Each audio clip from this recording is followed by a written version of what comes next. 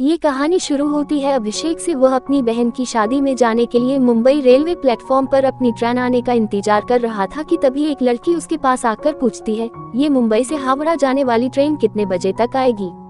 अभिषेक, 8 बजे आएगी। वो लड़की फिर वही प्लेटफॉर्म पे ही बैठ जाती है और ट्रेन के आने का इंतजार करने लगती है। थोड़ी देर बाद रात के 8 बज जाते हैं लेकिन ट्रेन नहीं आती है। अभिषेक काउंटर पे जाके पूछता है कि ट्रेन अभी तक क्यों नहीं आई, तो काउंटर वाले अभिषेक को बताते हैं कि घना कोहरा होने के कारण ट्रेन थोड़ी देर से पहुंचेगी। अब अभिषेक उस लड़की के पास जाता है और कहता है कि घना कोहरा होने के कारण ट्रेन थोड़ी देर से आएगी, वैसे आपको जाना कहाँ है? लड़की, मुझे बर्दवान जाना है। अभिषेक, मैं भी कोलकाता जा रहा अपनी बहन की शादी में। दोनों कोई ट्रेन आने का इंतजार करने लगे। दिसंबर का महीना था और ठंड काफी अधिक थी। अभिषेक ने देखा कि वह लड़की ठंड से खुद को सिकोड़ रही होती है। अभिषेक 2 चाय लेकर उसके पास जाता और कहता है, ठंड थोड़ी ज्यादा है, क्या आप चाय पीना पसंद करोगी? लड़की, थैंक यू। अब दोनों कोई चाय पीने लगते हैं। अभिषेक, मेरा नाम अभिषेक है, वैसे आपका नाम क्या है? लड़की, मेरा नाम अंजलि है। अब रात के 11 बज गए लेकिन ट्रेन नहीं आई। अभिषेक ने अंजलि से कहा कि चलो हम वेटिंग हॉल में जाकर बैठते हैं, यहाँ पे ठंड भी बहुत लग रही है। दोनों कोई हॉल में जाकर बैठ जाते हैं। थोड़ी देर बाद अंजलि सो जाती है। अब अभिषेक की आंखें अंजलि को ही देख रही होती है। अंजलि की गुलाब की पंखुड़ियों जैसी होठों और उसका मासूम से चेहरे को देखकर अभिषेक के दिल में कुछ होने लगा। अभिषेक ने खुद को संभाला और अंजलि की तरफ से अपनी नजरें हटा ली। रात के 2 बजे ट्रेन प्लेटफॉर्म पे आती है।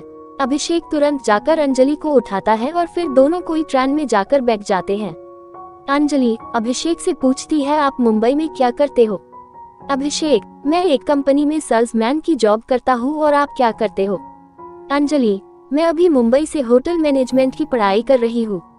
दोनों एक दूसरे से बातें करने लगे और बातों ही बातों में अंजलि ने अभिषेक से पूछा कि क्या आपकी शादी हो गई है? अभिषेक मुस्कुराते हुए कहता है, नहीं अभी तक तो नहीं हुई। अंजलि, आपकी कोई गर्लफ्रेंड? अभिषेक, नहीं, मेरी कोई गर्लफ्रेंड भी नहीं है, वैसी कोई लड़की मुझे मिली ही नहीं। अंजलि, कैसी लड़की चाहिए आपको, जरा हमें भी बताइए। अभिषेक, बिल्कुल आपकी जैसी। अंजलि, मेरी जैसी ही क्यों? अभिषेक, आप बहुत ही प्यारी और मासूम हो और आपकी ये प्यारी प्यारी बातें मुझे अच्छी लगती है। अंजलि, अच्छा जी, ये बात है, तो चलिए अब हम आपके लिए कोई मासूम ही लड़की ढूंढती हूँ। आप अपना फोन नंबर हमें दे दो ताकि लड़की मिलने के बाद कांटेक्ट हो सके। अभिषेक तुरंत अपना फोन नंबर अंजलि को देता है।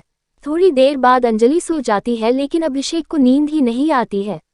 वह सिर्फ अंजलि को ही देखता रहता है। ऐसा लगता है मानो अभिषेक के दिल में अंजलि के लिए प्यार का फूल खिल रहा हो। अभिषेक उस पल अपनी आंखों कैद कर रहा था। वह सोच रहा था कि क्या पता फिर कभी अंजलि से मुलाकात होगी या नहीं। अब सुबह हो गई थी, ट्रेन बर्दवान पहुंचने वाली थी। अंजलि अभिषेक से कहती है, मेरी मंजिल आ गई, अब मैं चलती हूँ। अभिषेक को थोड़ा उदास हो जाता है। उसे ऐसा लगता है कि कोई अपना उसे छोड़कर जा रहा है। ट्रेन बर्दवान स्टेशन पे रुकती है और अंजलि मुस्कुराते हुए अभिषेक को अलविदा कहती है। अभिषेक ट्रेन की खिड़की से अंजलि की तरफ देखता है। अंजलि भी अभिषेक को आखिरी बार पीछे मुड़कर देखती है। उसके दिल में भी अभिषेक के लिए कुछ फीलिंग्स थी। ट्रेन अब स्टेशन से चल पड़ती है लेकिन अभिषेक अभी भी अंजलि को ही याद कर रहा था। कुछ समय बाद अभिषेक के फोन पे एक मैसेज आता है जिसमें लिखा था, तुम्हारे लिए लड़की मिल गई, उसका नाम अंजलि है और ये उसका फोन नंबर है। अभिषेक ने तुरंत उस नंबर पे कॉल किया और अंजलि ने कॉल रिसीव किया। अंजलि, तो लड़की कैसी लगी आपको? अभिषेक, बहुत अच्छी लगी। अंजलि, तो शादी करना चाहोगे? अभिषेक, जी बिल्कुल करना चाहूँगा। अंजलि, तो आ जाइए बर्दवान। अब मानो अभिषेक की खुशी का ठिकाना नहीं रहा। उसे उसकी सपनों की रानी जो मिल गई थी।